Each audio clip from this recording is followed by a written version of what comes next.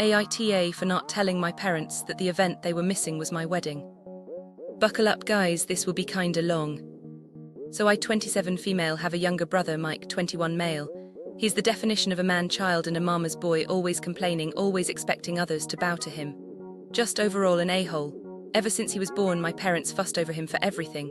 He's not special needs or had a traumatic birth or anything of the sort. He was just born, and my parents completely discarded me. My mom, 50 female especially. She went from a loving mother to one of those boy moms that people make fun of on the internet.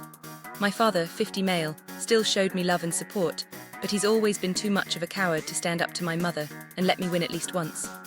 The only one who stood for me was my grandpa, 76 male, who always called my parents out on their BS and never liked my brother.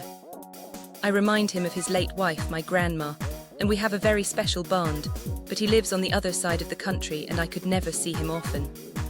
Mike knows our mom prefers him and loves to shove it in my face.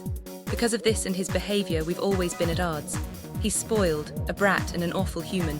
I can't remember how many times I ended up in trouble for things I did better than him or for things he framed me with. His only talent are his football skills. He won a scholarship to a nice college out of state.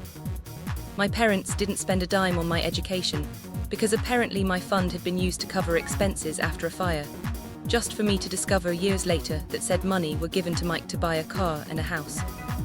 It's at public university that I met Lucas. He was the first person I was really drawn to there. Of course, I met new people who are now my dearest friends, and thanks to them and Lucas, who was my best friend for years before we got together, I managed to move out of my parents' house. Now both Lucas and I are well known in our fields and have very good salaries. Now to the main issue. Lucas proposed to me a year ago. We're very private people, so we didn't post it on social media or anything, and when I told my parents, they dismissed it with